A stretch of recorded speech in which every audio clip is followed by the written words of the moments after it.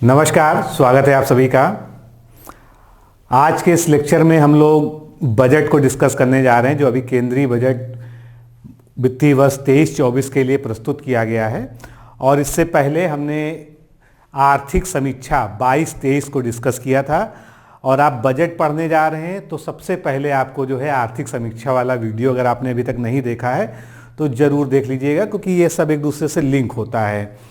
जो यहाँ पर फिगर्स आती हैं वो पीछे वाले वित्तीय वर्ष से ही उठ के आती हैं, तो हम एक कंपैरिजन भी जान सकेंगे कि कैसे कोई चीज़ बढ़ी, कैसे कोई चीज़ घटी। और बजट जो है आर्थिक समीक्षा में कई सारे जो है प्रगति के वो जो है मानक दिए हुए थे, प्रगति के जो है सूचकांक दिए हुए थे, किन आधार पर जो है भारत की प्रगति को उन्होंने नापा है। और बजट में मूल रूप से जो है 2023-24 की जो है प्लानिंग आपको दिखाई देगी। और जो कुछ भी परीक्षा उपयोगी है उसको मैं आपको इंगित करता जाऊंगा, क्योंकि इसमें आंकड़े बहुत हैं। आंकड़ों से घबराने की ज़रूरत नहीं है। क्या आपसे पूछा जा सकता है, इस पर जो है हम लोग ज़रूर डिस्कस करेंगे। तो शुरुआत करने से पहले मैं आपको बता दूं कि अगर आप समीक्षा अधिकारी, सहायक समीक्षा अधिकारी परीक्षा की तैयारी कर रहे हैं और एक बेहतर तरीके से करना चाहते हैं, एक व्यवस्थित तरीके से करना चाहते हैं, तो निश्चित रूप से अभी भी आपके पास समय है। और ये हमारे चयनित समीक्षा अधिकारी, सहायक समीक्षा अधिकारी हैं जो 2021 वाली मुख्य परीक्षा में चयनित हुए हैं। और आप भी इसी सूची में शामिल हो सकते हैं, इन्हीं नामों में जुड़ सकते हैं। और कोर्स के बारे में सारी जानकारी आपको इस व्हाट्सएप नंबर से प्राप्त होगी, 9506742546 पर। आप RO लिखकर मैसेज कर दीजिए और आपको सारी इन्फॉर्मेशन दे दी जाएगी। बेसिकली कोर्स में वीडियो लेक्चर्स हैं और नोट्स हैं PDF के फॉर्मेट में जो आपको प्रोवाइड किए जाते हैं। सभी लेक्चर्स के पूरे सिलेबस को कवर किया जाता है। टेस्ट सीरीज आपको दी जाती है, ग्रुप डिस्कशन और ग्रुप टेस्ट, ये सभी जो है इसका जो है हिस्सा है। इसके अलावा जो है मुख्य परीक्षा के लिए स्पेशली जो है सीधे टीचर्स के मार्गदर्शन में, टीचर के संपर्क में रहकर उनसे अपनी कापियों का मूल्यांकन करवाना, फीडबैक प्राप्त करना, रिव्यू करवाना, ये सभी जो है इसमें शामिल हैं। तो जो लोग चैनल को फॉलो करते हैं निश्चित रूप से सब जानते होंगे, उनको ज़्यादा बताने की ज़रूरत नहीं है।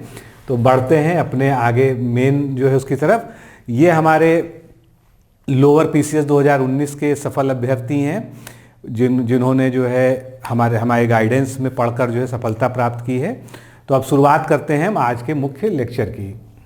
तो सबसे पहले जो है वित्त मंत्री जो हमारी हैं निर्मला सीतारमण जी, उनके द्वारा जो है 1 फरवरी 2023 को आम बजट 2023-24 संसद के पटल पर रखा गया, वहाँ पर प्रस्तुत किया गया, जिस पे डिस्कशन होता है। और ये बजट में जो है क्या धनराशि है, क्या चीज़ें हैं, तो आगे बात करेंगे। सबसे पहले हर डॉक्यूमेंट, चाहे वो बजट डॉक्यूमेंट हो, चाहे वो इकोनॉमिक सर्वे का डॉक्यूमेंट हो, उसको तैयार करने के पीछे एक जो है मोटिव होता है, एक उसका जो है सेंट्रल आइडिया होता है कि हमारा जो है ये जो बजट है ये किन स्तंभों पर आधारित है। तो सरकार ने कहा है कि हमने सप्तर्षि की परिकल्पना की है। जैसे कि भारतीय संस्कृति में जो 7 ऋषि हैं जिनको सबसे पहले जो है ज्ञान प्राप्त हुआ था परमात्मा के द्वारा, और उन्होंने उस ज्ञान को जो है फिर पूरी सृष्टि में अलग अलग जगह फैलाया अपने अपने तरीके से। तो ये सप्तर्षि यानी 7 जो है जो ऋषि हैं उनकी तरह जो है हमारे 7 आयाम हैं जिन पर ये बजट फोकस करता है। और ये आपसे प्रश्न के भाव में पूछा भी जा सकता है कि सप्तर्षि में कौन सा जो है इसमें शामिल है या नहीं है, तो इसको ध्यान रखना होगा आपको। पहली चीज़ तो है समावेशी विकास। समावेशी विकास की परिकल्पना आप जानते हैं कि सभी सेक्टर्स को एक साथ लेके, मतलब समाज के हर वर्ग का एक साथ विकास हो उसमें, और पर्यावरण अनुकूल परिस्थितियों में विकास किया जाए, पर्यावरण के प्रतिकूल विकास नहीं होना चाहिए। फिर अंतिम व्यक्ति तक पहुंचना, जैसे कि इसी में जो है अनुसूचित जनजातियों के लिए, ट्राइब्स के लिए जो है एक विशेष योजना भी लॉन्च की गई है। तो उसका मकसद यही है कि अंतिम व्यक्ति, अंतिम पायदान पर जो व्यक्ति खड़ा है हमारी अर्थव्यवस्था में, हमारे समाज पे, उस तक पहुंचना। फिर अवसंरचना और निवेश, मुख्य जो है इंफ्रास्ट्रक्चर में निवेश, ये किसी भी देश की आर्थिकी को, अर्थव्यवस्था को मजबूत बनाने का और लॉन्ग ड्यूरेशन में विकास करने का एक सबसे अच्छा तरीका होता है। अगर हमको एक दीर्घकालीन और सतत विकास करना है तो हमको अपनी अवसंरचना में जो है बहुत अच्छा हैवी इन्वेस्टमेंट करना चाहिए। फिर सक्षमता को सामने लाना, जो हमारी सक्षमताएं हैं उनको जो है प्रकट करना। हरित विकास, क्योंकि आजकल जो कुछ भी हम विकास के मानक बनाते हैं या विकास की जो भी परिकल्पना करते हैं उसमें पर्यावरणीय संतुलन, पर्यावरण को क्षति ना पहुँचे, पर्यावरण के अनुसार वो एक समावेशी विकास हो, इसका ध्यान रखना चाहिए। तो हरित विकास, जैसे कि राष्ट्रीय हाइड्रोजन मिशन, इसका एक जो है बेस्ट एग्जाम्पल है, जो एक महत्वाकांक्षी योजना है जो आगे चल के भारत को जो है फ्यूल इफिशिएंट बनाएगी, स्वयं सक्षम बनाएगी और नॉन फॉसिल फ्यूल की तरफ ले जाएगी, फॉसिल फ्यूल से निर्भरता को कम करेगी। फिर युवा शक्ति, युवा शक्ति को राष्ट्र शक्ति भी कहा जाता है, क्योंकि युवा शक्ति के सहारे ही कोई अर्थव्यवस्था, कोई देश, कोई समाज जो है प्रगति कर सकता है। तो इसके लिए युवा शक्ति का महत्व दिया गया है और वित्तीय क्षेत्र को महत्व दिया गया है। और जो हमको आज पढ़ना है वो यही 7 स्तंभ जो हैं, जो सप्तर्षि हैं, इन्हीं के इर्द गिर्द जो कुछ भी शुरू किया गया है, जो कुछ भी इस बजट में प्रपोजल लाए गए हैं, उन्हीं को पढ़ना है। और ये अमृतकाल का पहला बजट है। अमृतकाल आप जानते हैं, अमृतकाल जो है भारत की स्वतंत्रता से 75 से लेकर 100 वर्ष तक का जो पूरा समय है, इसको सरकार ने अमृतकाल माना है। आज़ादी के 75वीं वर्षगांठ जो है मनाई गई हाल ही में, उसके बाद जो है अमृतकाल की शुरुआत हुई। तो जो प्राथमिकताएं हैं, इन प्राथमिकताओं को अभी हमने डिस्कस किया है। इसको ग्राफिकल फॉर्म में जो है हमने यहाँ पर इस तरह से ये रिप्रेजेंट हो रहा है, जिससे आप इसको अच्छे से दोबारा जो है याद रख सके कि जो है क्या क्या चीज़ें हमने पढ़ी थी। अब अमृतकाल जो है, अमृतकाल जो आगामी 25 वर्षों का समय, इसके लिए सरकार का विज़न क्या है, कैसे देश को आगे ले जाना है। तो उसमें मुख्य रूप से 3 नीतियाँ, 3 विज़न कह लीजिए, आपके सामने रखी गई हैं। सबसे पहले युवा वर्ग पर विशेष जोर देते हुए नागरिकों के लिए अवसर प्रदान करना है। युवा वर्ग या शिक्षित वर्ग या स्किल्ड वर्ग यही वो वर्ग है जो अर्थव्यवस्था में सर्वाधिक योगदान कर सकता है और करता भी है। तो इस पर सबसे ज़्यादा फोकस होना चाहिए। रोजगार सृजन में वृद्धि, जितना ज़्यादा रोजगार सृजन होगा देश में, उतना ज़्यादा देश की आय भी बढ़ेगी और जो है सभी नागरिकों के लिए भी, और हमारी प्रति व्यक्ति आय भी बढ़ेगी। उसके बाद जो है तीसरा जो है सशक्त एवं समावेशी अर्थव्यवस्था के लिए जो विज़न है वो है मजबूत और स्थित बृहत आर्थिक वातावरण। मजबूत का मतलब क्या है, अर्थव्यवस्था में जो हमारा अवसंरचना है, इंफ्रास्ट्रक्चर क्षेत्र है, वो बहुत ही मजबूत होना चाहिए।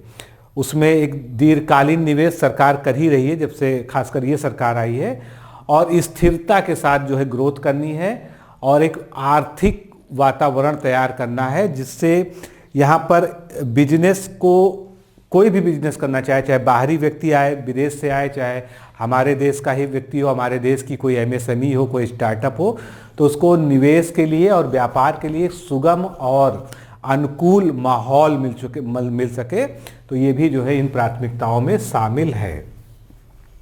इसके बाद सरकार जो है अपनी उपलब्धियां गिनाती है। निश्चित रूप से कोई भी सरकार हो, अगर वो काम कर रही है तो अपनी उपलब्धियों के बारे में भी चर्चा करती है। तो बजट भाषण के दौरान ही वित्त मंत्री के द्वारा कुछ प्रमुख बातों को बताया गया। सबसे पहली बात कि 9 साल अभी सरकार को बीते हैं कंटिन्यूअस चलते हुए, और 9 साल में भारत विश्व की 10वीं सबसे बड़ी अर्थव्यवस्था से 5वीं सबसे बड़ी अर्थव्यवस्था बन गया है। कहने का मतलब यह है कि वर्तमान में भारत जो है दुनिया की 5वीं सबसे बड़ी अर्थव्यवस्था है। इसके बाद प्रमुख उपलब्धियों में स्वच्छ भारत मिशन के तहत 11.7 करोड़ घरेलू शौचालयों का निर्माण हो चुका है। उज्ज्वला योजना के तहत 9.6 करोड़ LPG कनेक्शन अब तक वितरित किए जा सके हैं। उज्ज्वला 2.0 भी स्टार्ट कर दिया गया है, जिसमें अतिरिक्त 1 करोड़ कनेक्शन देने का प्रावधान रखा गया है। इसके बाद कोविड टीकाकरण, क्योंकि कोविड ने जितना नुकसान पहुंचाया, आर्थिक, सामाजिक, हर स्तर पर जो है देश को क्षति पहुंचाई, तो उससे रिकवर करने में कोविड टीकाकरण का बहुत ही ज़्यादा योगदान रहा। 220 करोड़ लोगों को अभी तक टीके लगाया जा चुका है। PM जनधन योजना के तहत 47.8 करोड़ बैंक खाते खोले गए हैं। ये 102 करोड़ लोगों को 202 करोड़ कोविड टीकाकरण हुआ, क्योंकि सभी को डबल डोज लगनी है, एक बूस्टर डोज लगनी है, यानी प्रत्येक व्यक्ति को 3 डोज लगनी है। पीएम सुरक्षा बीमा एवं पीएम जीवन ज्योति योजना के तहत 44.6 करोड़ व्यक्तियों के लिए बीमा किया जा चुका है। पीएम किसान सम्मान निधि जो पिछले वित्तीय वर्ष में शुरू की गई थी योजना, और सरकार की फ्लैगशिप योजनाओं में से एक है, उसमें 11.4 करोड़ से अधिक किसानों को 2.2 लाख करोड़ का नगद स्थानांतरण किया जा चुका है। दोगुनी से ज़्यादा बढ़त के साथ प्रति व्यक्ति आय कितनी हो गई है? 1.97 लाख। ये याद रखिएगा, बहुत ही इम्पॉर्टेंट है, ये पूछा भी जा सकता है। तो ये जो है कुछ प्रमुख उपलब्धियां थीं। अब हम बजट पर मुख्य रूप से आते हैं। बजट हमारा क्या है, और अगर आपने इस चार्ट को समझ लिया तो समझ लीजिए कि आपने बजट को समझ लिया। ये बजट का जो है एक विहंगम दृश्य है जो आपको दूर से ही सब कुछ दिखा रहा है। इसको आप कह सकते हैं कि बजट का ये ड्रोन शॉट है। तो सबसे पहले हम बात करते हैं बजट के साइज की। जितनी भी फिगर है ये किस में दी हुई है, ध्यान रखिएगा, उसमें आगे आप लाख करोड़ जोड़ लीजिए, क्योंकि यहाँ पर एब्सोल्यूट फिगर्स नहीं दी गई हैं। तो ये जितनी भी फिगर्स हैं ये सभी में लाख करोड़ स्वयं आपको जोड़ लेना है, उसमें ये इंगित है। तो सबसे पहला प्रश्न जो आपसे पूछ लिया जाता है कि वित्तीय वर्ष 23-24 के बजट का कुल आकार क्या है, बजट का साइज क्या है। बजट का साइज क्या है? 45.03 लाख करोड़ रुपए। 45.03 लाख करोड़ रुपए। अब ये बजट तो हमने घोषित कर दिया, बजट के लिए पैसा कहाँ से आएगा? तो पहले हम प्राप्ति की मदें देखेंगे कि फिर हम व्यय की मदें देखेंगे। सबसे पहले प्राप्ति की बात करें, हमको जो है ऋण प्राप्तियां जो हुई हैं 17.87 लाख करोड़ की, वो कहाँ से हुई हैं? हमने मार्केट लोन लिया है 12.19 लाख करोड़ का, स्मॉल सेविंग और state provident fund 4.91 lakh crore, उसके अतिरिक्त भी बहुत सारी ऋण योजनाएं हैं 0.077 लाख करोड़। फिर इसमें जो है NDCR जुड़ जाता है, ये मिलके आपका जो है कैपिटल रिसिप्ट हुई। पूंजीगत, जिसको हम कहते हैं पूंजीगत प्राप्तियां, ये पूंजीगत प्राप्तियां, ये आपसे अलग से पूछा जाता है, अक्सर पूछ लिया जाता है कि कुल बजट में पूंजीगत प्राप्तियां कितनी है। तो ये है 18.71। इसको हम लोग बार बार देखेंगे, अभी आगे भी कई सारे चार्ट्स में देखेंगे, थोड़ा सा एक केवल यहाँ पर आइडिया ले लीजिए। इसके बाद जो है दूसरा तरीका हमारा टैक्स का है, ये तो हमने ऋण से जो है प्राप्त किया जो है पैसा, फिर हमारा टैक्स से है। तो ग्रास टैक्स रेवेन्यू जो सकल राजस्व कर है, रेवेन्यू का मतलब राजस्व, जो हमारा सकल कर राजस्व है वो 33.61 लाख करोड़ रुपए है जो इस बजट के लिए है। अब कैसे कैसे आया? तो इसमें सबसे ज़्यादा अगर आप देखेंगे तो जीएसटी से हमको प्राप्त हुआ। ये देखिए जीएसटी से 9.57 लाख करोड़ रुपए। उसके बाद जो है बड़ा मद और देखेंगे कारपोरेशन टैक्स, जिसको हम निगम कर कहते हैं, जो हम लोग जो है जो कंपनियों से वसूला जाता है 9.23 लाख करोड़। उसके बाद इनकम टैक्स से कितना सरकार ने इकट्ठा किया, जमा किया 9.01। केंद्रीय एक्साइज ड्यूटी जो होती है वो 3.39। उसके बाद जो है टैक्सेज ऑन यूटी, यानी जो है यूनियन एंड टेरिटरीज पे जो टैक्स लगाए जाते हैं, उससे हमने 0.08 लाख करोड़। अब इससे जो है चीज़ें निकल जाती है, ऐसा नहीं कि पूरा का पूरा भारत सरकार के व्यय में जाता है, क्योंकि इसमें राज्यों का भी हिस्सा होता है। केंद्र कई सारे ऐसे कर वसूलती है जिसमें से राज्यों को शेयर देना पड़ता है, ये बाकायदा हमारी संवैधानिक व्यवस्था में दिया हुआ है। तो एनडीआर फंड जो है, एनडीआर फंड में 0.09 चला गया। उसके बाद स्टेट शेयर जो इतने में यानी 33.61 लाख करोड़ रुपए में जो राज्यांश है, राज्य का हिस्सा है, राज्यों का हिस्सा है, वो 10.22 लाख करोड़ रुपए है। तो इसमें से इसको माइनस करने के बाद नेट टैक्स रिसीप्ट कितनी हमको मिली? 23.30 लाख करोड़ रुपए। अब यहाँ पर जो है नॉन टैक्स रेवेन्यू भी हमारे पास कई सारे होते हैं, जैसे हमको ब्याज मिलता है धनराशि पर, डिविडेंड प्रॉफिट होता है, उसके अलावा कुछ और मदें होती हैं। तो capital receipt, net tax receipt और बाकी जो है नॉन टैक्स रेवेन्यू, ये सब मिल मिलाकर कितना हो गया? 45.03 लाख करोड़, जो हमारे बजट का साइज है। इसके बाद आगे बढ़ते हैं। स्कीम एक्सपेंडिचर, स्कीम मतलब जो है योजना आधारित व्यय, इसको आप ऐसे समझ लीजिए, योजना आधारित व्यय। ये जो है दो तरह के व्यय होते हैं, एक योजना आधारित व्यय होता है, एक होता है transfer, establishment and other expenditure, उस पर व्यय होता है। तो सबसे जो है ज़्यादा जो है इसके अलावा ये वाला होता है। स्कीम व्यय में अब कई तरह की होती है, सेंट्रल सेक्टर का स्कीम होती है, दो तरह की होती है मुख्यतः। एक तो सीधे वो योजनाएं जो केंद्र द्वारा चलाई जा रही हैं, उसमें राज्यों को कोई हिस्सा नहीं देना है, सीधे केंद्र से संचालित की जा रही है। दूसरी वो जो सेंट्रली स्पॉन्सर्ड होती हैं, यानी उसमें केंद्र द्वारा प्रायोजित होती हैं लेकिन राज्यों के द्वारा भी कुछ ना कुछ अपना अंशदान उसमें किया जाता है। तो सबसे पहले स्कीम एक्सपेंडिचर हमारा 19.44 लाख करोड़ का है और नॉन स्कीम एक्सपेंडिचर हमारा 25.59 लाख करोड़ का है। स्कीम एक्सपेंडिचर में सेंट्रल सेक्टर की स्कीम्स जो हैं उसका व्यय 14.68 लाख करोड़ का है। अब इसमें जनरल सर्विसेज है, इकोनॉमिक सर्विसेज हैं, सब्सिडी। देखिए सब्सिडी पे सबसे भारी व्यय होता है एक्सपेंडिचर में, ब्याज और सब्सिडी। जो हम लोन लेते हैं उसका ब्याज चुकाने में सबसे ज़्यादा होता है और उसके बाद सब्सिडी होती है। तो अगर आप सब्सिडी देखें तो पूरे एक्सपेंडिचर में सब्सिडी का अच्छा खासा रोल है, 4.03%। अगर आप इससे कंपेयर करेंगे तो लगभग 10% जो है हम सब्सिडी में व्यय करते हैं। अब सब्सिडी भी कई तरह की होती हैं, फर्टिलाइजर, खाद पे दी जाने वाली, उसके बाद खाद्य सुरक्षा अधिनियम के अंतर्गत अनाज पे या भोजन पे दी जाने वाली, पेट्रोलियम पे जो है दी जाने वाली सब्सिडी जो है। तो ये जो है इस तरह से सब्सिडी पर ठीक ठाक व्यय हो जाता है। इसके अलावा बहुत सारे और भी जो है उपादान है, सब्सिडी हैं जिन पर व्यय होता है। इसके बाद जो है स्कीम्स आती हैं जो सेंट्रली स्पॉन्सर्ड होती हैं, उसमें 4.76 लाख करोड़ का व्यय हो रहा है। इसमें से कुछ कोर स्कीम्स होती हैं। कोर स्कीम्स का मतलब जो है जैसे मनरेगा हुआ, जल जीवन मिशन हुआ, मतलब जिनको हम फ्लैगशिप योजनाएं कहते हैं, जिसमें 60,000 करोड़ का व्यय हो रहा है, 70,000 करोड़ का व्यय हो रहा है। अभी सब हम आगे देखेंगे कि किन योजनाओं में कितना हो रहा है। तो ये कोर स्कीम्स पे व्यय हो गया। उसके बाद जो है बाकी और भी जो है व्यय होते हैं।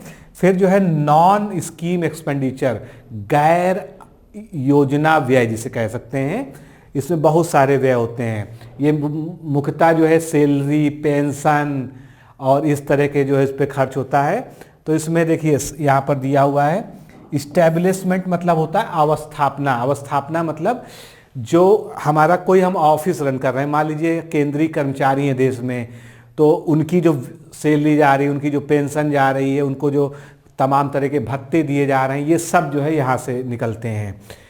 ट्रांसफ़र ऑफ स्टेट भी यहीं से हो जाता है।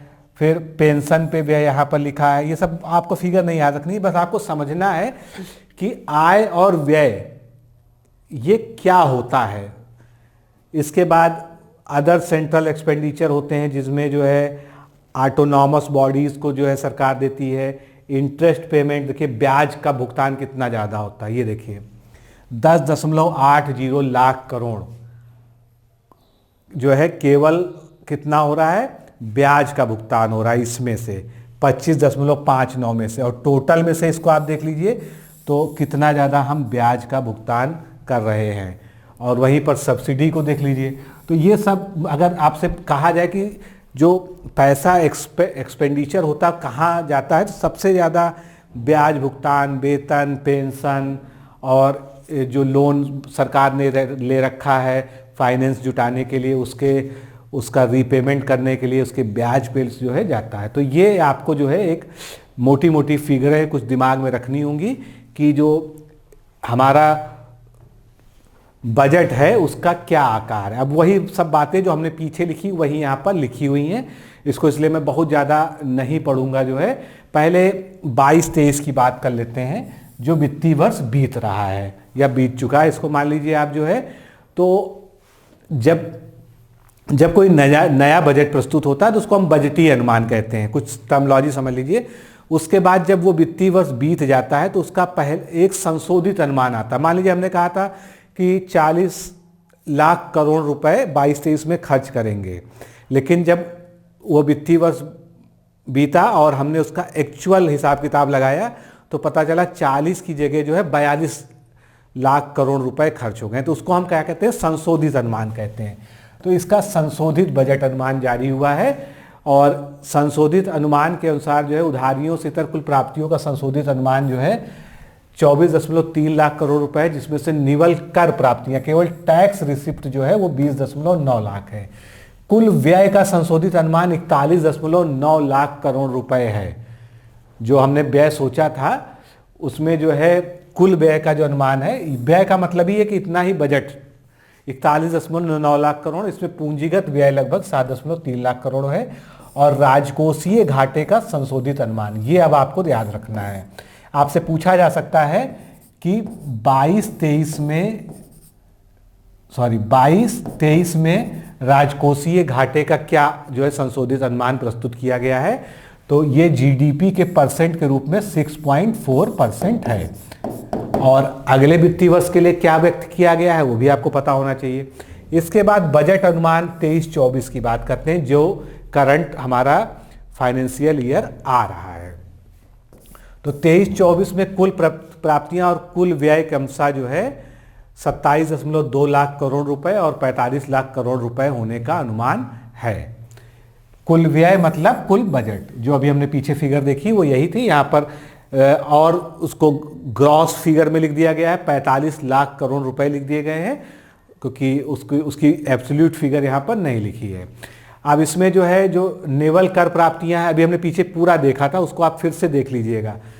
23.3 लाख करोड़ रुपए है। राजकोषीय घाटा जीडीपी के 5.9% रहने का अनुमान है। फिजिकल डिफिसिट या राजकोषीय घाटा जीडीपी का 5.9%। ये बिल्कुल अच्छे से बैठा लीजिएगा। तो अब यहाँ पर एक कंपैरिजन कीजिए। हमने कहा 22-23 में हमारा राजकोषीय घाटा 6.4% रहा, क्योंकि ये तो संशोधित अनुमान है ना, हमने अनुमान कुछ भी लगाया था लेकिन ये फिगर रही। अब राजकोषीय घाटा हमारा कम हुआ है, तो ये अच्छी बात है कि बुरी बात है?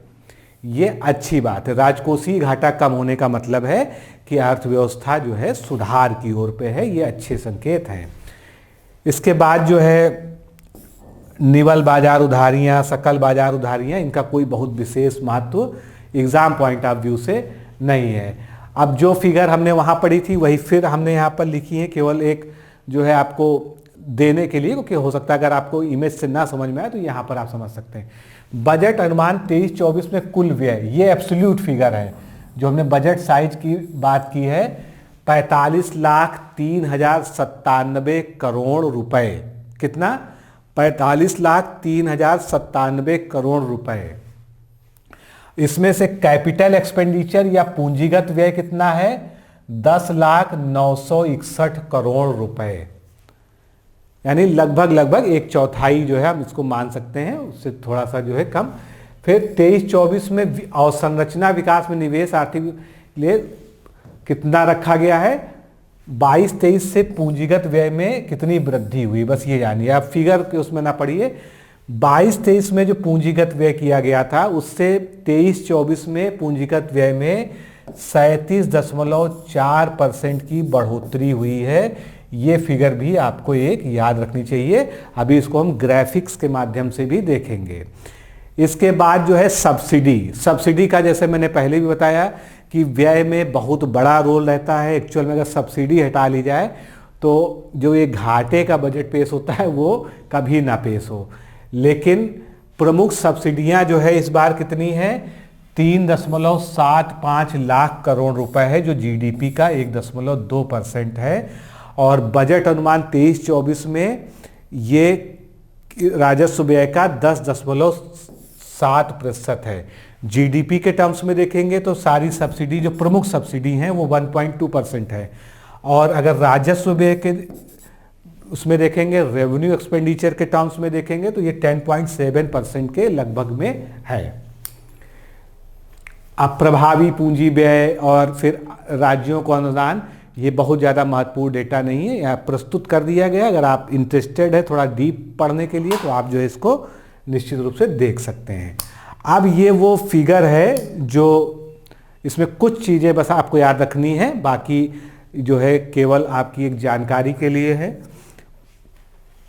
देखिए, बजट जो प्रस्तुत होता है तो उसको कहते हैं बजट अनुमान। उसके बाद जब बीतता है साल तो उसको संशोधित अनुमान कहते हैं। और 23-24 का बजट प्रस्तुत किया गया तो उसको बजट अनुमान कहा गया।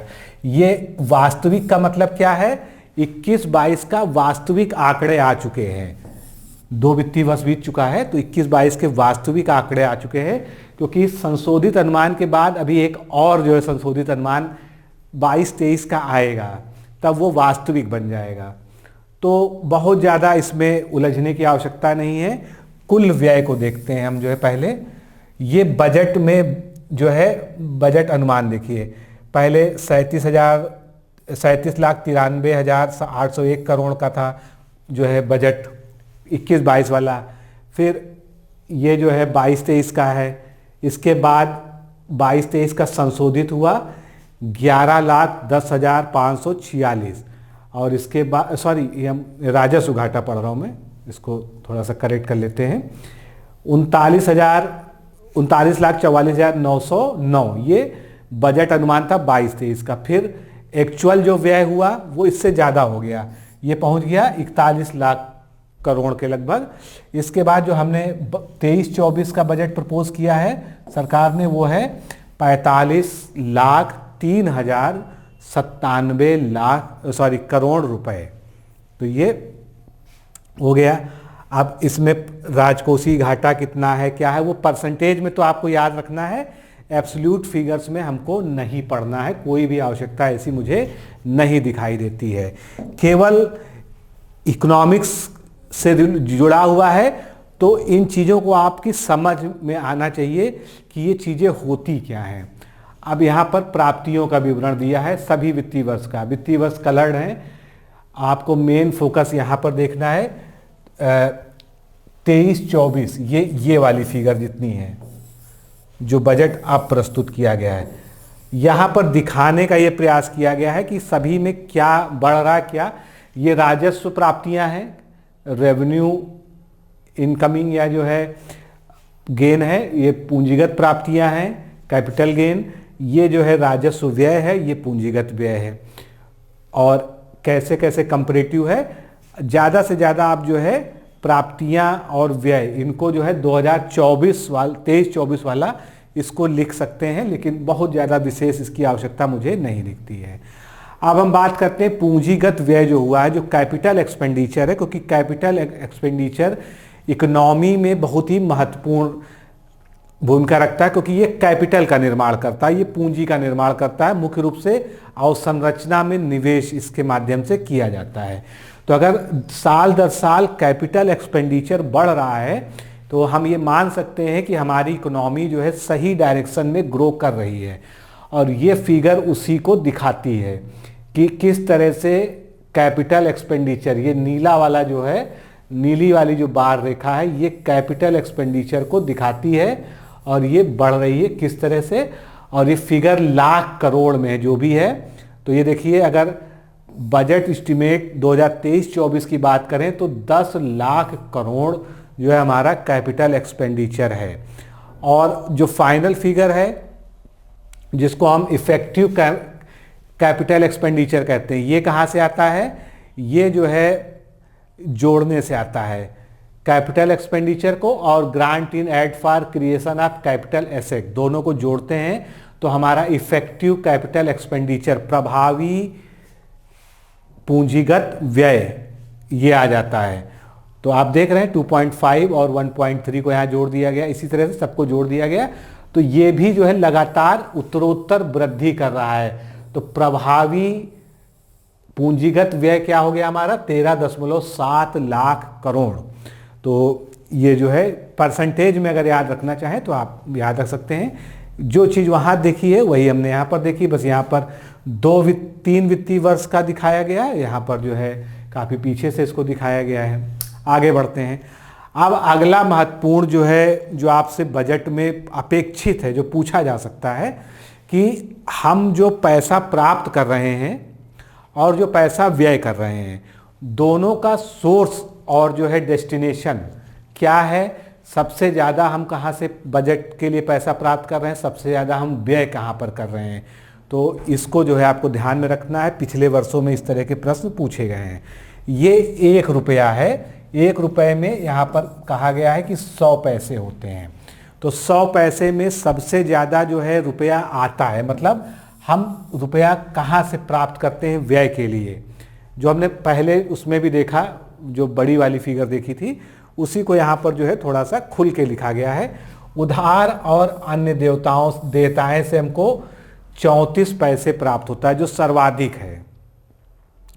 इसके बाद दूसरे नंबर पे हमको कहाँ से पैसा प्राप्त हो रहा है, जीएसटी पर। जीएसटी और बाकी कर को मिला लें, यानी टैक्स रेवेन्यू को मिला लें, तो 17%, तो 17 पैसे कह लीजिए, या इसको हम परसेंटेज कह सकते हैं। अगर आप नोट कर रहे हैं तो इसको आप परसेंटेज में नोट कर लीजिए, वो ज़्यादा अच्छा रहेगा, आपको समझ में आएगा। तो 34% तो हमारा जो है उधार और बाकी लायबिलिटीज से मिल जाता है हमको।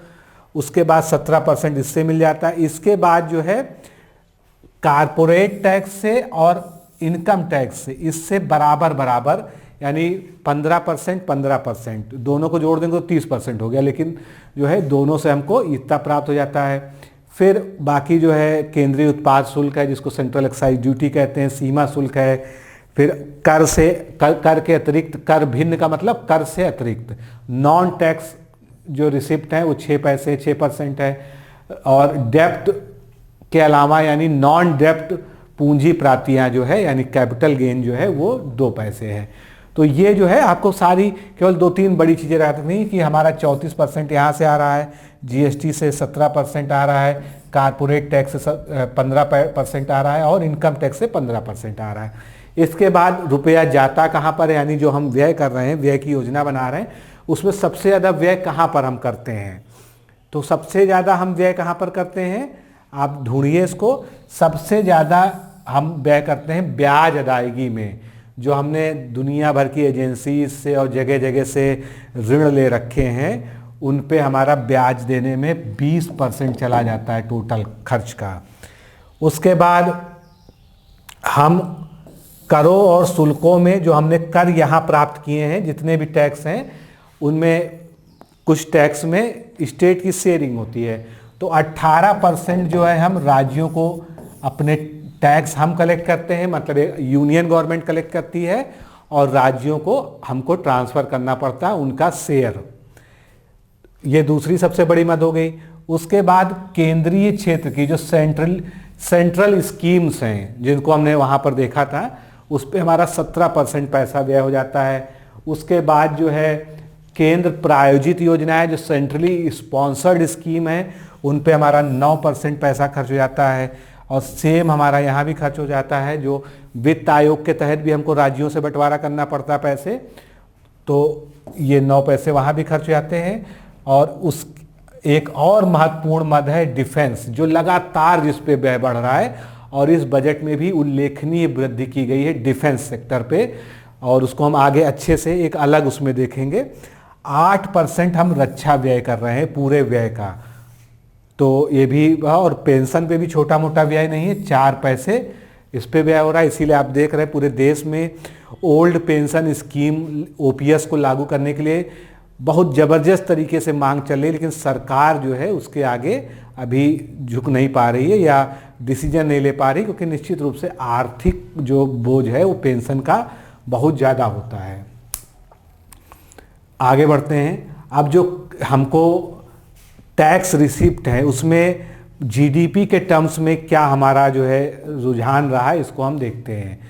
तो जीडीपी के टर्म्स में जो है, और ये जो हरा और नीला, पहले इसको समझ लीजिए, जो पीली है, पीली लाइनें हैं, ये पीली लाइन जो है ये क्या है, ये डायरेक्ट टैक्स है, प्रत्यक्ष कर। और हरी लाइन जो है ये क्या है, इनडायरेक्ट टैक्स है, अप्रत्यक्ष कर। और ग्रॉस टैक्स क्या है, ये यहाँ लिखा है कि, और ये जीडीपी के टर्म्स में जो है हमने व्यक्त किया है। तो हमको ये चीज़ तो ये समझनी कि हम कभी टैक्स बढ़ा फिर घटा फिर बढ़ा, फिर हमारी प्राप्तियां अब बढ़ रही हैं, 2 साल से हमारी स्थिर हो गई। कैसे, 22-23 में आप देख लीजिए 11.1% हमारी जो है टैक्स गेन है, टोटल टैक्स गेन जो हमने कर से प्राप्त किया है वो 11.1% है, और ये इन टर्म्स ऑफ जीडीपी है। ये आपसे पूछा जा सकता है, ये भी जो है सेम है। और यहाँ पर ये भी फिगर सेम है, डायरेक्ट टैक्स दोनों में 6% है, इनडायरेक्ट टैक्स दोनों में 5.1% है।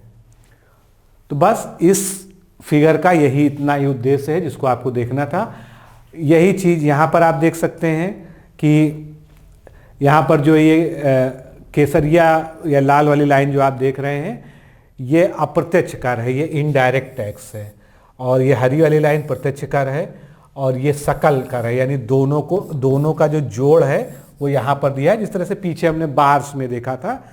तो बजट अनुमान जो है वो क्या कहता है 23-24 का, कि कर प्राप्तियां जीडीपी के टर्म्स पे हमारी 11.1 रहेंगी, और जो संशोधित अनुमान है 2022-23 के बजट का उसने भी इतना ही आकलन करके दिखाया है, यानी ना बढ़े ना घटे, और टैक्स जो है हमको लगातार लगभग बिल्कुल बराबर ही आ रहा है। ये इनडायरेक्ट टैक्स और डायरेक्ट टैक्स इनकी तक फिगरें जो है सेम है। तो इसको ध्यान रखिएगा, पीछे भी हमने यही देखा है। आगे बढ़ते हैं, अब प्रत्यक्ष कर के क्या प्रस्ताव किए गए हैं, क्या प्रपोजल रखे गए हैं इस बजट में। अभी हम डायरेक्ट टैक्स की बात कर रहे हैं। तो डायरेक्ट टैक्स में सूक्ष्म उद्यमों और पेशेवरों के लिए प्रकल्पित कराधान की सीमाओं को क्रमशः 3 करोड़ और 75 लाख तक बढ़ाया जाएगा। यानी कि सूक्ष्म उद्योगों में 3 करोड़ रुपए टैक्स की लिमिट और बढ़ा दी गई, और पेशेवर जो हैं बाकी प्रोफेशनल्स हैं उनके लिए 75 लाख। इसी तरह से सहकारिता का जो क्षेत्र है इसमें विनिर्माण गतिविधियां शुरू करने वाली नई सहकारी संस्थाओं को 15% की कम कारपोरेट टैक्स देना पड़ेगा, और टीडीएस के लिए नकदी आहरण पर 3 करोड़ की उच्चतम सीमा रखी गई है। स्टार्टअप्स को सरकार बढ़ावा दे ही रही है, तो उसके लिए स्टार्टअप द्वारा आयकर लाभ प्राप्त करने के लिए तारीख बढ़ाकर 31 मार्च 2024 कर दिया गया है। आवासीय घर में किए गए निवेश पर पूंजीगत लाभों से कटौती की सीमा को 10 करोड़ कर दिया गया है, मतलब ये भी एक फायदा देने का प्रयास किया गया है प्रत्यक्ष कर में। अग्निवीरों को अग्निवीर कार्पस फंड से मिलने वाले भुगतान से में टैक्स से छूट दी जाएगी। इसके बाद इनडायरेक्ट टैक्स पे क्या प्रपोजल किए सरकार ने, ये सब एग्जाम पॉइंट ऑफ व्यू से बहुत ज़्यादा इंपॉर्टेंट नहीं, लेकिन अगर आप देख रहे हैं तो थोड़ा सा आपके दिमाग में ये चीज़ें रहेंगी, कभी इससे रिलेट करता हुआ कोई क्वेश्चन आ जाएगा तो आप जो है इसका उत्तर दे सकेंगे। जीएसटी भुगतान किए गए कंप्रेस्ड बायोगैस पर उत्पाद शुल्क से छूट मिल जाएगी। हरित गतिशीलता के लिए इलेक्ट्रॉनिक्स में मोबाइल फ़ोन के कुछ एक पुर्जे आयात पर बेसिक शुल्क में हम मिलेगा। टीवी पैनल के ओपन सेलों पे बेसिक सीमा शुल्क घटाकर 2.5% कर दिया गया है। इसी तरह से इलेक्ट्रॉनिक्स में किचन चिमनी पर बेसिक सीमा 7.5% से बढ़ाकर 15% कर दी गई है। तो ये बहुत ज़्यादा जो है ये व्यवसाय जगत के लिए तो महत्वपूर्ण है, हम लोगों के लिए मतलब एज ए स्टूडेंट जो है बहुत ज़्यादा महत्वपूर्ण नहीं है। यहाँ से प्रश्न जो है बनने की बहुत कम संभावनाएं हैं। अब डेफिसिट क्या करें, क्योंकि हमने जो है प्राप्तियां और व्यय देख लिया, घाटे का अनुमान जो है क्या है। तो सबसे पहले राजकोषीय घाटा, इसको ध्यान रखिएगा, इसमें कंपैरिजन भी आपसे पूछा जा सकता है। राजकोषीय घाटा क्या कहलाता है, फिस्कल डेफिसिट कह जाता है, और मुख्यतः आपसे पूछा जाएगा अगर घाटे के बारे में तो हमेशा राजकोषीय घाटा ही पूछा जाएगा। राजकोषीय घाटा अगर हम देखेंगे तो जो 22-23 का संशोधित अनुमान है उसमें 6.4 है, उसका बजट अनुमान भी उतना ही था 22-23 का, और अब हमने अनुमान किया है 5.9। तो बस ये फिगर हमने पीछे भी देखी है, लेकिन रिपीट इसलिए कर रहे हैं कि आप लोग को अच्छे से तैयार हो जाए, याद हो जाए। 5.9 याद रखना है, आपको 6.4 याद रखना है। ये 22-23 हो गया, ये 23-24 में हो गया। राजकोषीय घाटा कम हो रहा है, यानी इकोनॉमी में अच्छे ग्रोथ के सिम्टम मिल रहे हैं। बाकी राजस्व घाटा, प्रभावी राजस्व घाटा, प्राथमिक घाटा, इसका बहुत अर्थ नहीं है, लेकिन आप एक चीज़ यहाँ पर देख सकते हैं कि कमी आ रही है, हर तरह के घाटे कम हो रहे हैं। तो अर्थव्यवस्था का जो ट्रेंड है उसमें सभी तरह के घाटे कम हो रहे हैं। ये जो है हमारी इकोनॉमी के लिए बहुत ही अच्छे संकेत हैं। वही चीज़ यहाँ पर दी हुई है जो हमने पीछे देखा है।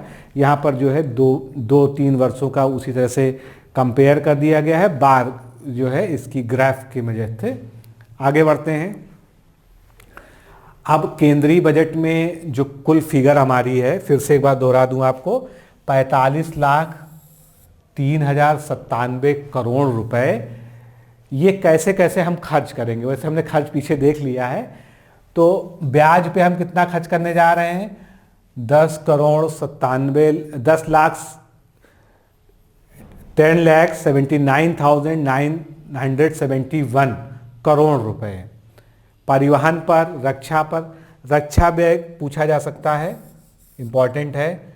प्रमुख सब्सिडी पूछी जा सकती है, लेकिन इसमें मुख्य रूप से इसका जीडीपी के टर्म्स में परसेंटेज पूछा जाता है, जो हमने पीछे बताया भी, आगे भी बताएंगे। तो ये बड़े बड़े जो विभाग हैं उनमें क्या आवंटन किया गया उसके बारे में यहाँ पर दिया गया है। अब जो है जो प्रमुख मदे व्यय की हमारी है उसकी प्रवृत्ति बता रहा है। इसमें जो है जो हरे बार हैं वो क्या हैं? वो 21-22 का फाइनल डेटा है। नीला बार जो है वो 22-23 का संशोधित बजट अनुमान है। और जो पीला बार है वो क्या है? वो 23-24 के लिए अनुमानित बजट का अनुमान है। तो अगर हम अर्बन डेवलपमेंट पे देखें, शहरी विकास पर, तो सबसे ज़्यादा 21-22 में खर्च हुआ, उसके बाद जो है अनुमान ये है कम हो गया। हेल्थ पर हमारा व्यय बढ़ा है, 0.89 लाख करोड़ जो है कब है हमारा? 23-24 में अनुमानित है। एजुकेशन में आपसे पूछा जा सकता है कि सेक्टर वाइज, मतलब हो सकता है मिलान करने को दे दें, तो इसको थोड़ा सा ध्यान रखिएगा। सोशल वेलफेयर पे व्यय, ये सारी फिगर देख लीजिए, 0.55 लाख करोड़। अर्बन डेवलपमेंट पे, शहरी विकास पे 0.76 करोड़ लाख करोड़। स्वास्थ्य पे 0.89 लाख करोड़। एजुकेशन पे 1.13 लाख करोड़। एग्रीकल्चर और अलाइड सर्विसेज यानी कृषि एवं अन्य संबंधित गतिविधियां 1.44 लाख करोड़। रूरल डेवलपमेंट, ग्रामीण विकास पे पिछली बार से थोड़ा कम हुआ है, लेकिन बहुत कम नहीं हुआ, 2.38 लाख करोड़ रुपए। और परिवहन पे बहुत फोकस है, क्योंकि अवसंरचना में आता है, इंफ्रास्ट्रक्चर में आता है, और इंफ्रास्ट्रक्चर पर कैपिटल एक्सपेंडिचर बहुत ज़्यादा हो रहा है, 5.17 लाख करोड़ रुपए का व्यय हो रहा है। तो ये क्षेत्र जो प्रमुख क्षेत्र है उनका ट्रेंड आपके सामने है। पिछले वित्तीय वर्षों का याद ना रखें तो भी कोई फर्क नहीं पड़ता है विशेष रूप से। अब मैंने बताया था कि जैसे ब्याज पे तो हमारा पैसा खर्च हो ही रहा है, सब्सिडी पे खर्च हो रहा है, उसमें एक सबसे प्रमुख मद है राज्यों को अंतरण। जो राज्य सरकार टैक्स वसूलती है उसमें एक बड़ा हिस्सा जो है केंद्र सरकारों को, राज्य सरकारों को स्टेट शेयर के रूप में, राज्यांश के रूप में भेज दिया जाता है, दे दिया जाता है। तो उसका क्या हिसाब किताब है वो आपके सामने है। उस अच्छी खासी फिगर है, 18,62,874 करोड़ रुपए जो है 23-24 में दिए जाएंगे, राज्यों को वितरित किए जाएंगे। अब रेल बजट की बात करते हैं। रेल बजट चूंकि अब केंद्रीय बजट का ही पार्ट है, उसको अलग से कुछ नहीं उसमें बजट आता है। तो ये सब तो ऐसी फिगर्स हैं जिसमें आपको उलझने की आवश्यकता नहीं है। एक जो है यहाँ पर हाईलाइटेड फिगर है जिसके बारे में हम बात करेंगे। रेलवे के लिए 2.40 लाख करोड़ रुपए का पूंजीगत निधि का प्रावधान किया गया, जो 13-14 में उपलब्ध कराई गई धनराशि से 9 गुना और अब तक की सर्वाधिक राशि है। बस इस फिगर को आप याद रख सकते हैं रेलवे एक्सपेंडिचर में। बाकी बहुत ज़्यादा जो है इसमें माल ढुलाई, इसको आपको रेलवे का घाटा समझना हो तो आप इसको थोड़ा सा समझ सकते हैं कि रेलवे की आय कैसी होती है। थोड़ा सा देख लीजिए, आपके सामने भी है तो आपको थोड़ा सा आइडिया हो जाएगा। यात्रियों से आय रेलवे की नहीं होती, बहुत कम है। ये देखिए, ये जो केसरिया वाली फिगर है ये यात्रियों से आय है, और इसके बाद जो है जो ये वाली फिगर है, ये बड़ी वाली, ये है माल ढुलाई से, यानी जो रेलवे चल रहा है वो माल ढुलाई के प्राप्ति पे चल रहा है, और उसमें यात्रियों का जो है बहुत ही, ये समझ लीजिए आधे से काफ़ी कम का योगदान है यात्री किराए का। और बजट का अनुमान जो है आधी का ये यहाँ पर दिया हुआ है, एक फिगर ज़्यादा से ज़्यादा आप ये नोट कर सकते हैं। तो 2210 लाख करोड़ रुपए 23-24 के लिए, लाख करोड़ नहीं सॉरी करोड़ रुपए जो है बजट अनुमान है। आगे बढ़ते हैं। अब जो शुरुआत में हमने डिस्कस किए थे 7 सप्तर्षि की संकल्पना को बजट के लिए, अब उन्हीं का एक एक सेक्टर हमारे सामने आता रहेगा। तो अर्थव्यवस्था के मूल तत्वों को सहारा कैसे दिया जाएगा, ये उसमें एक पॉइंट था ना। इस वर्ष 7% की दर से वृद्धि का अनुमान लगाया जा रहा है 23-24 में, जो सभी प्रमुख अर्थव्यवस्थाओं के बीच सबसे अधिक होगा। केंद्र सरकार राजकोषीय समेकन के मार्ग पर वित्त वर्ष 23-24 में बजट अनुमान में 5.9% का राजकोषीय घाटा, ये फिगर मैं बार बार आपको हाईलाइट कर रहा हूं, 5.9% का राजकोषीय घाटा अनुमानित किया गया है। इससे पहले कितना था, 6.4 था 22-23 में। फिर जीएसटी मासिक राजस्व लगभग 1.5 लाख करोड़ रुपए के आसपास बना रहा, यानी औसत मासिक कलेक्शन जो जीएसटी का है वो 1.5 लाख करोड़ है। जीएसटी जो है हमारी टैक्स की जो है जो रिसिप्ट है उनमें एक बहुत ही प्रमुख मद है, सबसे प्रमुख मद मान सकते हैं हम। फिर निम्न एनपीए, क्योंकि अगर एनपीए कम किया जाएगा जो है गैर निष्पादित जो परिसंपत्तियां हैं, तो बैंक की जो है जो पूंजीगत दशाएं वो सुधरेंगी। तो अस्थिर गुणवत्ता सितंबर 2022 में 5% है बैंकों की। 9 महीनों के आयतों को कवर करने के लिए पर्याप्त विदेशी मुद्रा भंडार भारत में मौजूद है। संघ सरकार पूंजीगत व्यय 4 गुना बढ़ाया है, पूंजीगत व्यय को 4 गुना बढ़ाया है, जिससे वित्त वर्ष 24 में 10 लाख करोड़ किया गया है। तो ये फिगर्स ऐसी हैं, इनको हाईलाइट भी किया गया है बजट में, भाषण में भी हाईलाइट किया गया था। अब वित्तीय प्रबंधन पे आते हैं, राजकोषीय प्रबंधन पे वित्तीय क्षेत्र में। तो राज्यों को 50 साल के लिए ब्याज मुक्त ऋण दिया जाएगा, ये राजकोषीय प्रबंधन का जो है एक मूल मंत्र इन्होंने बताया। उसके बाद राज्यों की जो जीडीपी होती है उसको हम एसजीडीपी कहते हैं, स्टेट जीडीपी, उसके लिए 3.5% के राजकोषीय घाटे की अनुमति दी गई है। मतलब एक समय सीमा निर्धारित, एक लेवल निर्धारित कर दिया गया है कि इतना आपको जो है, इतना हम सह सकते हैं, आप इससे ज़्यादा राजकोषीय घाटा आपको नहीं करना, इतने में रहकर आप कर सकते हैं। फिर 22-23 में राजकोषीय घाटे का अभी उन्हें पीछे भी लिखा 6.4 है और इस बार 5.9 है, उसी बात को यहाँ दोबारा कहा गया है। 23-24 का जो बजट अनुमान है ये पूरा वही फिगर है जो हमने पीछे पढ़ा, इसको दोहराने की आवश्यकता नहीं है।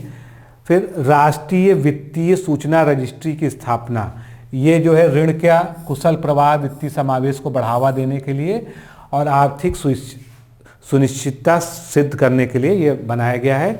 एक केंद्रीय डेटा प्रोसेसिंग केंद्र की स्थापना की जाएगी।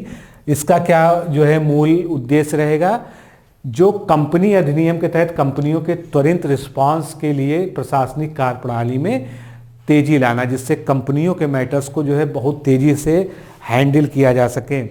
उसके बाद एमएसएमई के लिए क्रेडिट गारंटी, तो कार्पस में 9,000 करोड़ जोड़कर नवीनीकृत योजना को 1 अप्रैल 2023 से शुरू किया जाएगा। कार्पस फंड पहले से बना हुआ है इसके लिए, एसएमई के लिए ये पहले ही बना दिया गया था, और इसी क्रेडिट गारंटी स्कीम में इस साल के बजट में 9,000 करोड़ रुपए अतिरिक्त रूप से जोड़ दिए गए हैं और 1 अप्रैल 2023 से ये योजना शुरू की जाएगी। प्रस्तावित कदम, अब क्या क्या जो है इनिशिएटिव सरकार ले सकती है, क्या लेने का उन्होंने मूड बनाया है वो यहाँ पर दिया है। महिला सम्मान बचत पत्र शुरू किया जाएगा। ये सब देखिए, किसी बजट में जो नई चीज़ें आती हैं वो ज़्यादा आपके एग्जाम पॉइंट ऑफ व्यू से इम्पॉर्टेंट होती हैं। तो महिला सम्मान बचत पत्र, ये क्या होगा? महिलाओं के लिए 2 साल की अवधि वाली एक वन टाइम नई लघु बचत योजना होगी जिसमें 2 लाख की जमा की जाएगी। वरिष्ठ नागरिकों के लिए क्या है? वरिष्ठ नागरिकों के लिए बचत योजना में अधिकतम जमा सीमा 15 लाख से बढ़ाकर 30 लाख को कर दिया गया है। फिर GIFT IFFC में व्यावसायिक गतिविधियों को बढ़ावा देने के लिए कई नए कदम उठाए जाएंगे। अब आते हैं कृषि और सहकारिता का क्षेत्र, कोऑपरेटिव एंड एग्रीकल्चर सेक्टर। समावेशी विकास, जो हमने स्तंभ पढ़े थे, जो सप्तर्षि वाला मॉडल पढ़ा था, उसमें ही ये आता है। कृषि क्षेत्र को अधिक ऋण दिया जाएगा। वित्त वर्ष 22 में 186 लाख करोड़ रुपए का ऋण दिया गया। उसके बाद ग्रामीण क्षेत्रों में नवाचार स्टार्टअप को प्रोत्साहन देने के लिए एक नई निधि बनाई गई है, एक कॉर्पस फंड बनाया गया जिसका नाम रखा गया है कृषि वर्धक निधि। ये किसके लिए है? स्टार्टअप के लिए। बस छोटे छोटे क्वेश्चन यहाँ से बन सकते हैं, इसको लिंक किया जा सकता है कि ग्रामीण क्षेत्रों में नवाचार स्टार्टअप के लिए कौन सी निधि बनाई गई है? तो कृषि वर्धक निधि बनाई गई है। उच्च मूल्य वाली बागवानी फसलों को प्रोत्साहन देने के लिए आत्मनिर्भर बागवानी स्वच्छ पौध कार्यक्रम जो है चलाया जाएगा। पशुपालन, डेयरी, मत्स्य के क्षेत्र के लिए 20 लाख करोड़ रुपए के ऋण का लक्ष्य रखा गया है। अतिरिक्त भंडारण क्षमता का निर्माण करना है, क्योंकि जितनी अच्छी भंडारण क्षमता होगी, जितना हम अन्न और बाकी कृषि उत्पादों को स्टोर कर पाएंगे, उतना ज़्यादा जो है हम जो है कृषि क्षेत्र में अच्छा जो है काम कर पाएंगे। उसके बाद श्री अन्न। श्री अन्न क्या है? जिसको हम मिलेट्स कहते हैं, मोटा अनाज कहते हैं। आप जानते हैं ये वर्ष जो है मोटे अनाज का अंतर्राष्ट्रीय वर्ष के रूप में भी मनाया जा रहा है। तो उसको भारत में श्री अन्न कहा गया, और श्री अन्न को का एक वैश्विक केंद्र बनाने के लिए भारत में जो है नए सहयोग शुरू किए गए हैं, और इसका एक सेंटर भी बनेगा। अभी हम आगे उसके बारे में बात करेंगे। समावेशी विकास में स्वास्थ्य भी आता है। तो स्वास्थ्य व्यय में वृद्धि की गई है। वित्त वर्ष 23 में GDP का 2.1। ये पॉइंट आपसे पूछा जा सकता है कि स्वास्थ्य में वृद्धि करते हुए कितना कर दिया गया है।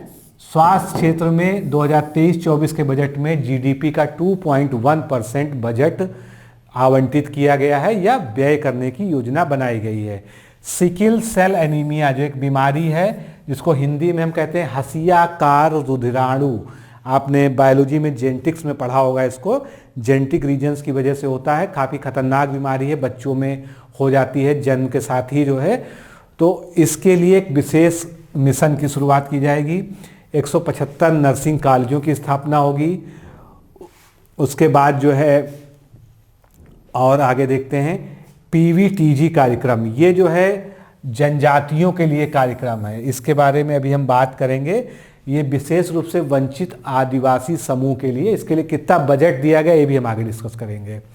कर्नाटक के सूखा संभावित क्षेत्र के लिए जो वित्तीय सहायता, उसके अलावा 740 एकलव्य आदर्श आवासीय स्कूल और 38,800 से अधिक शिक्षकों की भर्ती। ये आपसे पूछा नहीं जाएगा, इसलिए घबराइए नहीं, केवल जानते रहिए कि बजट में ये प्रावधान किए गए हैं। कभी एक्सीडेंटली कोई क्वेश्चन आ जाता है तो आप कम से कम इतना तो आपको पता होना चाहिए।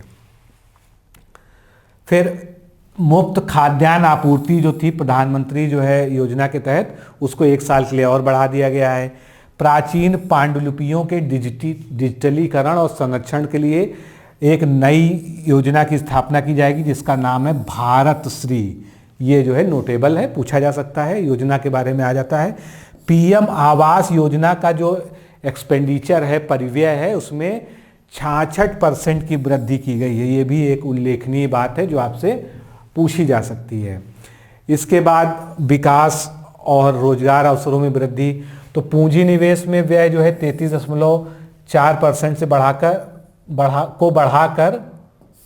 10 लाख करोड़ रुपए किया गया। ये हमने शुरू से तीसरी बार इस लाइन को पढ़ रहे हैं हम लोग जो है।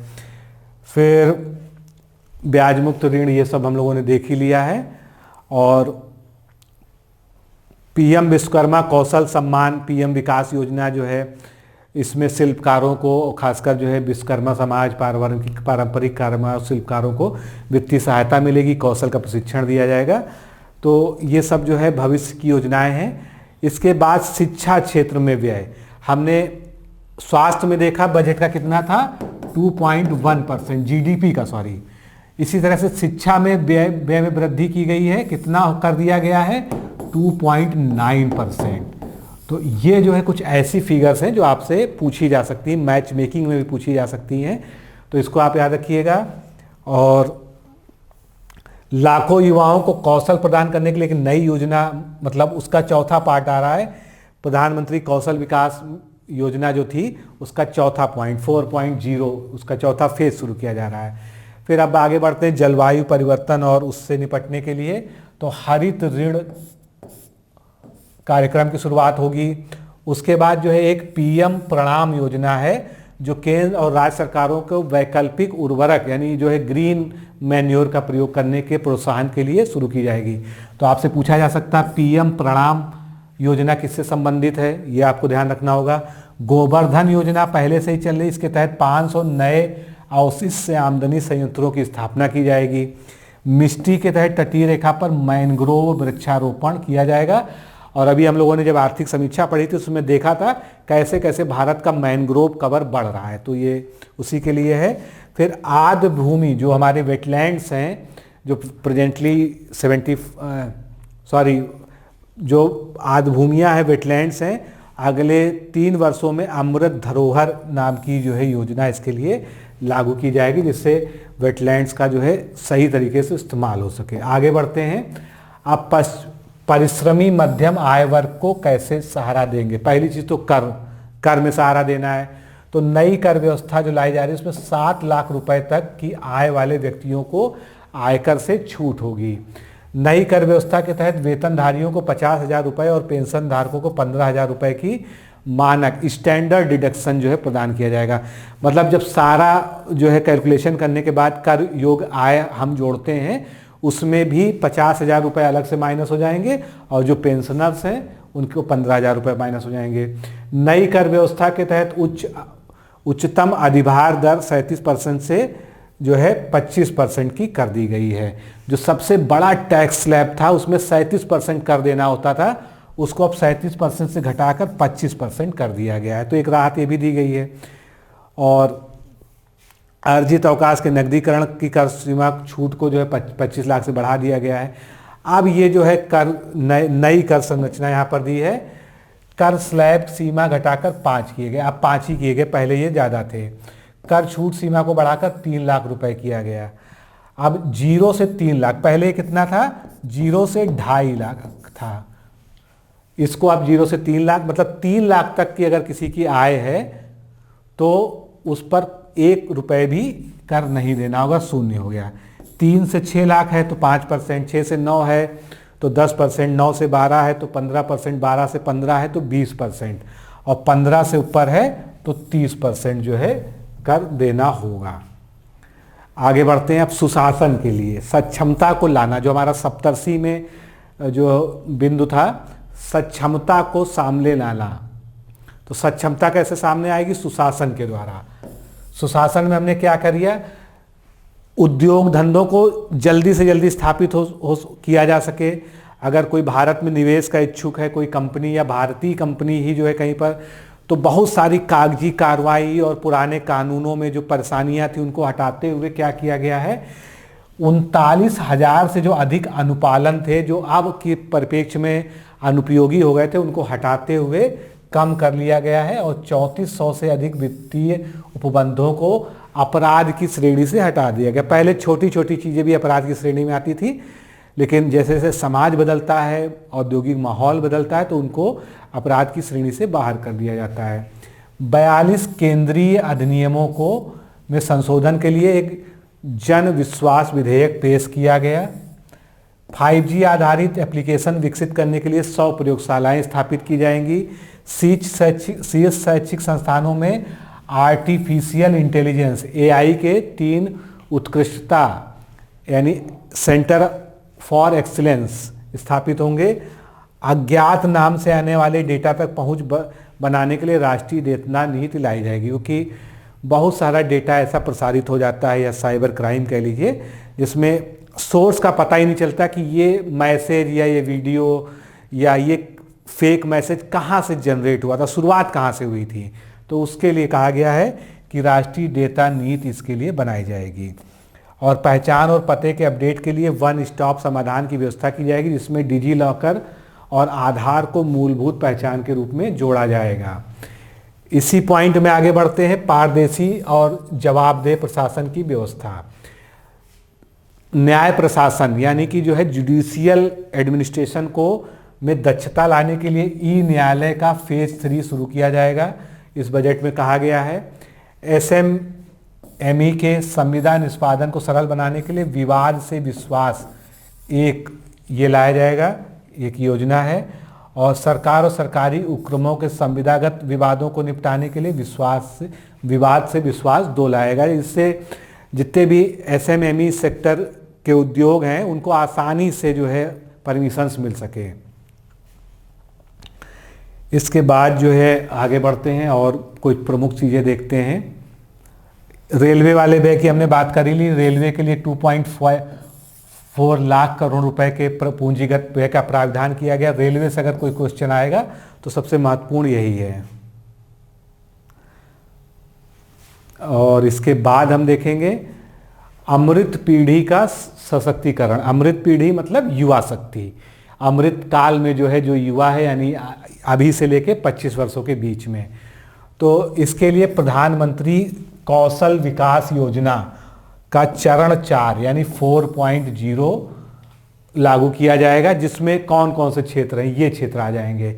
मतलब सब एडवांस आज की technologies, robotics, mechatronics, 3D printing, drone, ये सभी इसमें आ जाएंगे पाठ्यक्रम में। स्किल इंडिया डिजिटल प्लेटफॉर्म को लाया जाएगा। इसके बाद राष्ट्रीय प्रशिक्षुता प्रोत्साहन योजना यानी जो है नेशनल इंटर्नशिप प्रोत्साहन योजना जो है उसमें 3 सालों में 47 लाख युवाओं को स्टाइपेंड दिया जाएगा। पर्यटन को बढ़ावा देने के लिए जो है 50 चुने हुए पर्यटन स्थलों को जो है विकसित किया जाएगा। राज्यों की सभी राजधानियों में यूनिटी मॉल स्थापित किए जाएंगे। अब ये यूनिटी मॉल क्या है? एक जिला एक उत्पाद, जैसे वन डिस्ट्रिक्ट वन प्रोडक्ट जो यूपी की खासकर एक फ्लैगशिप योजना है। उसके अलावा जीआई टैग प्राप्त उत्पाद जो हैं और उसके अलावा और उस जगह के हस्तशिल्प जो वहाँ का क्राफ्ट है उसके जो है मशहूर आइटम्स जो हैं उनको बिक्री करने के लिए हर राजधानी में, देश की हर जिले की राजधानी में या हर राज्य की राजधानी में एक यूनिटी मॉल स्थापित होगा। अब जो हम लोग बात कर रहे थे, एक प्रश्न यहाँ से आता रहता है कि प्रमुख योजनाओं के व्यय कितने, क्या क्या प्रस्तावित हैं। तो पीछे से कंपैरिजन करने की बहुत आवश्यकता नहीं है। ये हमने 22-23 का संशोधित बजट अनुमान यहाँ लिख दिया है। अब ये जो योजनाएं हैं इनमें कौन सी चीज़ें नहीं शामिल है ध्यान लीजिए। सब्सिडी नहीं शामिल है। सब्सिडी वाली योजनाएं, अनुदान या जो सहायताएं दी जाती हैं विभिन्न विभागों को, विभिन्न संस्थानों को, वो इसमें शामिल नहीं है। मतलब जो प्योर योजना है उन्हीं को हमने शामिल किया है। तो टॉप 5 योजनाएं यहाँ पर 6 कह लीजिए, क्योंकि 2 में 1 बराबर व्यय है तो उसको हमने 3 पे रखा है। प्रधानमंत्री आवास योजना में सर्वाधिक व्यय है। एक बार याद होगा आपको, पीसीएस में मिलान के लिए आ गया था किस योजना में क्या व्यय किया जाएगा या क्या बजट दिया गया है। जल जीवन मिशन / राष्ट्रीय ग्रामीण जल पेयजल मिशन में 70,000 करोड़ रुपए का व्यय प्रस्तावित है। मनरेगा में 60,000 करोड़ रुपए का व्यय प्रस्तावित है। और सेम व्यय जो है प्रधानमंत्री किसान सम्मान निधि यानी पीएम योजना के नाम से भी जानते हैं, उसमें भी 60,000 रुपए है। राष्ट्रीय शिक्षा मिशन के तहत 38,958 और उसके बाद राष्ट्रीय स्वास्थ्य मिशन, क्योंकि आपने देखा था शिक्षा और स्वास्थ्य दोनों पे जीडीपी का 2.1 और जो है इस तरह से व्यय हो रहा था। तो ये जो है बड़ी योजनाएं हैं, जो फ्लैगशिप योजनाएं हैं उन पे व्यय है। इनका क्रम याद लिख लीजिएगा, इनकी धनराशि भी याद कर लीजिएगा, क्योंकि एक बार मैच मेकिंग में ये पूछा जा चुका है विगत वर्षों में, तो फिर पूछा जा सकता है। अब हमने जो पीछे सारी बातें की हैं वही बातें यहाँ पर लिखी हैं, इसलिए मैं उसको रिपीट नहीं करूँगा। आप चाहें तो आपको जो है ये यहाँ पर रुक के देख सकते हैं। जहाँ पर कुछ नई चीज़ आती है वहाँ पर मैं आपको बताता हूँ। जैसे सरकार ने अपनी उपलब्धि गिनाते हुए बताया कि वर्ष 2022 में यूपीआई के माध्यम से 126 लाख करोड़ रुपए के 7400 करोड़ डिजिटल ट्रांसफर या भुगतान किए गए हैं। जनधन खाते खोले गए, ये सब जो है हमने पीछे कहीं ना कहीं कवर कर लिया है। एकलव्य मॉडल और राष्ट्रीय शहरी अवसंरचना विकास खोज, ये सभी जो है हमने इसको डिस्कस कर लिया है। यहाँ पर केवल आपको जो है एक रिवीजन देने के लिए उसको जो है आपको दिखा रहा हूँ मैं जो है। तो गोवर्धन योजना भी देखी थी, कुछ लोगों को गोवर्धन का फुल फॉर्म नहीं पता होगा, इसको देख लीजिएगा। Galvanising organic bio agro resources धन, ये हो गया आपका गोवर्धन। इस योजना के तहत 10,000 करोड़ रुपए के कुल निवेश के साथ 500 नए अपशिष्ट से आमदनी संयंत्र स्थापित होंगे। ये एक बड़ी जो है इसकी है। और किसानों को प्राकृतिक खेती अपनाने के लिए 10,000 बायो इनपुट रिसोर्स सिस्टम्स या स्थापित किए जाएंगे। प्रधानमंत्री कौशल विकास योजना 4.0 पे हमने डिस्कस कर लिया कौन कौन से नए क्षेत्र शामिल हैं।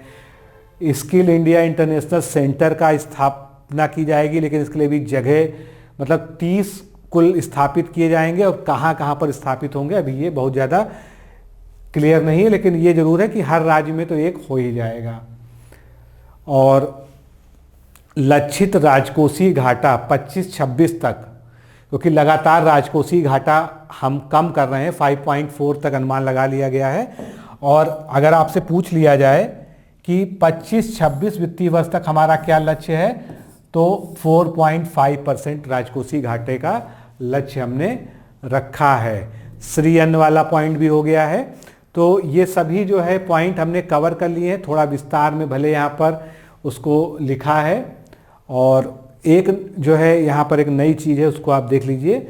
अवसंरचना में निजी निवेश के अवसरों को बढ़ाने के लिए एक नया अवसंरचना वित्त सचिवालय स्थापित किया जाएगा।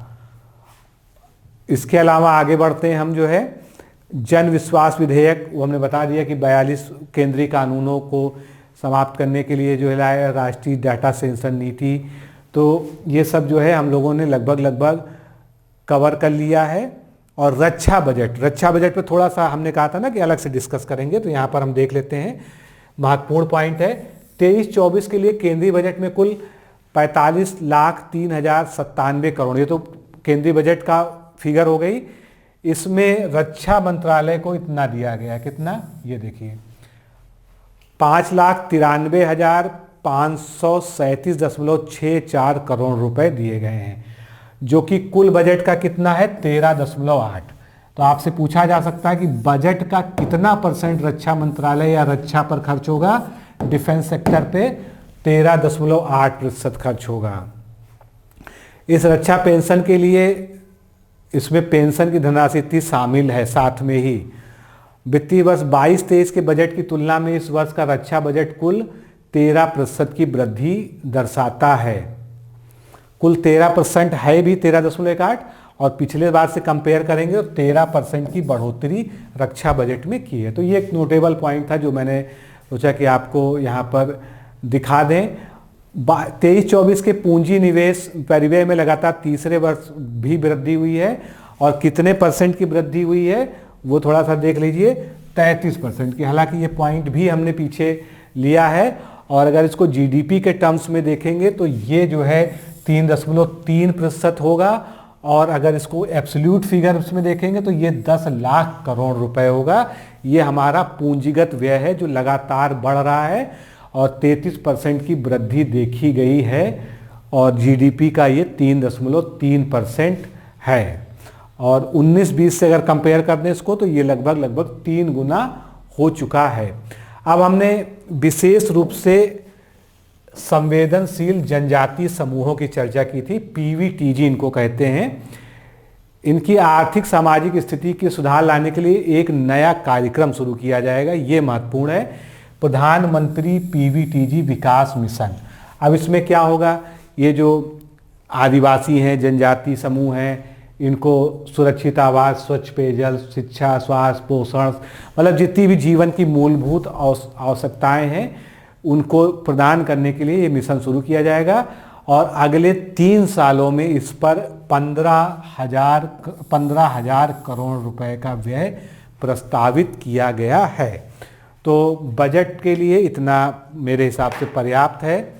जहाँ जहाँ मैंने हाईलाइट किया है, पूरा प्रयास किया है कि आप जो है उतना ज़रूर याद कर लें, वो आपसे पूछा जा सकता है। और पिछले वर्षों में उन्हीं जो है जगहों से क्वेश्चंस निकल के आए हैं।